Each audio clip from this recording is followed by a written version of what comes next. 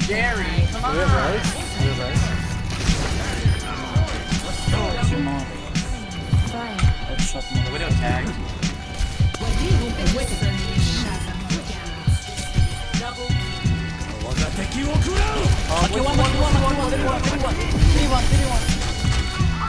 Watch your mercy. Yes. Sigma 1.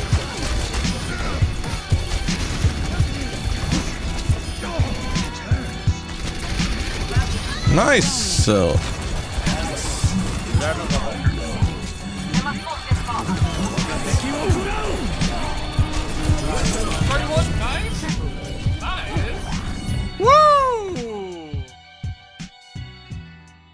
When choosing your target, you should always pick a target who has at least one of these vulnerabilities that will increase your chances of hitting them. So, the easiest target to hit is the one who is too close to you to dodge any shots. And the easiest one to predict is the one who is mid-jump or using a movement ability like Reinhardt Charge. And then there is the target who just feels safe, or the more minor version when the target is unaware of your intentions specifically. Now, when I say trying to shoot at an unaware target, most of you will think about something like this. One, got one. Anna? Anna? Holy I'm trash! But the fact is that the Anna was aware of me. The same way that I'm aware of the Widow after her first shot. I just keep changing my movement direction right before she shoots. It's the panic-free version of running for your life.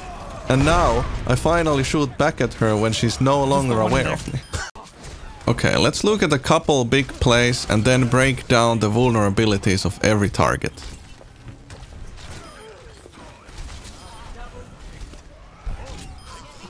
Now the analysis. Hanzo very close, stuck mid-jump and stuck mid-movement skill. Zarya close, unaware and feels safe. And now close and stuck mid-jump. And the Mercy is stuck mid-jump. And finally, Anna is close, unaware and feels safe. Okay, let's look at this clip that has some harder shots. Just to show you that all the targets still have at least one weakness when I take the shot. And don't worry, we're gonna watch this clip a second time and analyze it.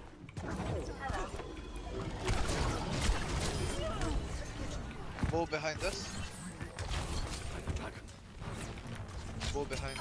And now for the analysis. Here the Anna is unaware, feels safe, and stuck mid-jump. The Mercy is unaware and feels safe behind payload cover. Here the Echo is simply just aware I'm going to shoot at her.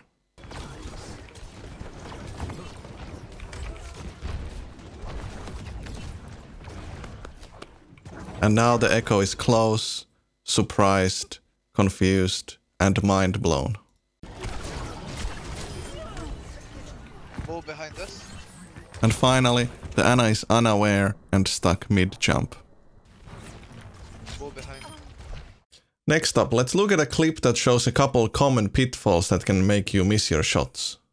The first kill is really good here. He climbs up and shoots the Mercy before she has time to react. But then he misses everything on me since I was aware of him and expecting him to shoot at me. Genji is stuck jumping, so he's an easy pick.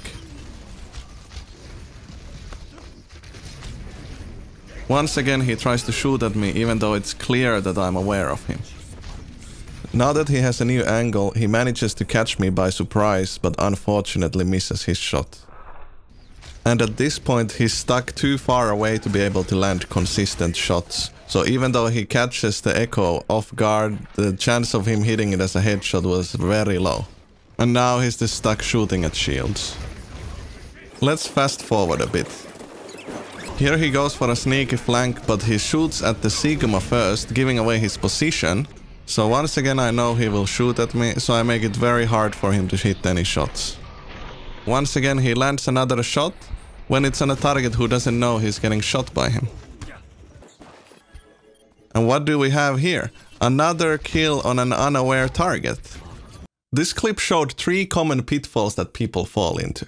Most of the time he was either shooting at someone who was aware of him, shooting without actually having a target, or shooting from so far away or from such a weird angle that the chances of him getting a kill was extremely low. But let's look at one more big play clip in a bit more detailed way. So here's the classic 14 kills in a row clip. I'm going to show you that even in a clip like this, all the shots were on vulnerable targets. Here I make an unexpected push and easily pick off the Mercy before she can react. And the Genji is not expecting to be shot at, so he's running in a straight line, giving me an easy shot. And here the Genji is forced to move in a straight line towards me because of dash. So once again I get a relatively easy shot. Dead.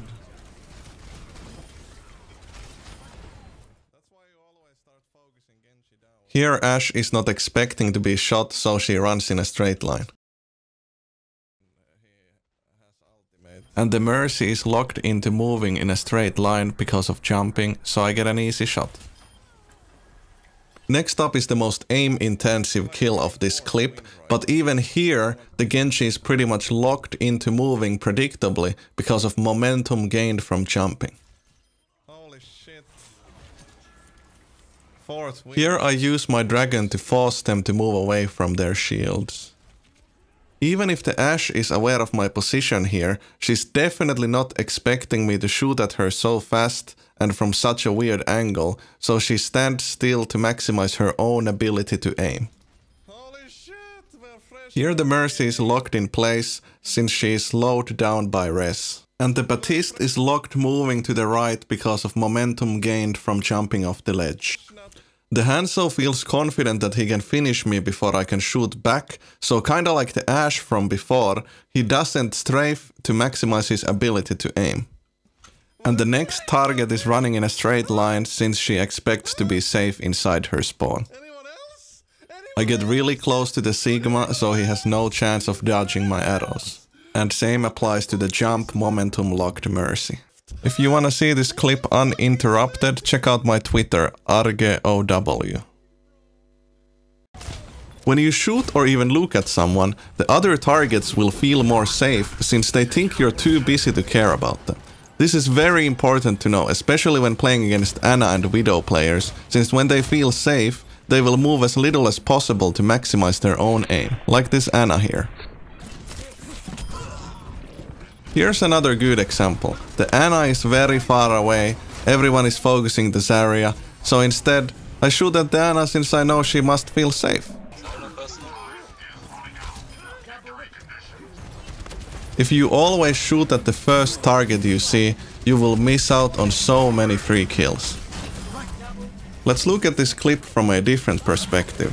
So when I got hooked by the Roadhog, my teammates were still behind this corner, so the enemy team feels extremely safe. They also expect me to be too busy fighting with the hog here, so they stand completely still to maximize their aim. So instead, I just ignore the hog and go for the easy picks behind the hog. This is basically the same principle as in the previous clips where I picked off the Ana. For most of you, even if you didn't get hooked from up here, you would have probably still shot the hog since he's the first target you see.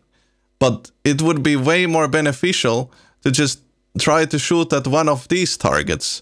They feel way more safe and they have way less HP than a Roadhog. The Roadhog can easily just start vaping and walk behind the cover in here. In the future, I want you to be aware about who you're shooting at. Especially when playing sniper heroes, most of the time you shouldn't keep shooting at your target after you already missed a shot on them. If you can't find vulnerable targets, just change your position. Even if you have multiple targets, you might want to shoot at the same target again, like in this clip. If the Hanzo had stayed on the platform and moved unpredictably, I would have shot the Widow instead, since she thinks I'm busy shooting at the Hanzo. But since the Hanzo will die from a body shot unlike the Widow and is stuck mid-jump, I shoot him again. Now I shoot the sonic arrow at the widow and fake jumping down to change angles, and with the help of the sonic arrow vision I can re-peek and shoot her before she can react. Big Hanzo gap. Yo, the video is not ending yet. I just wanted to remind you guys to press that subscribe button, okay? Yeah, that one, yeah, exactly. Yeah, thank you. Let's continue with the video. Making it seem like you're changing your position, but then instead just re-peeking the same angle again, is a great way to make your targets unaware without wasting time changing positions. If possible, only peek when you're ready to shoot. This way your target will have less time to react. One mistake that I see everyone doing is not looking for the next target until you visibly confirm that the previous target is dead. This is especially noticeable on projectile heroes. But once you get over the need to see if you actually hit or killed your target, this is how fast your enemies will start dying.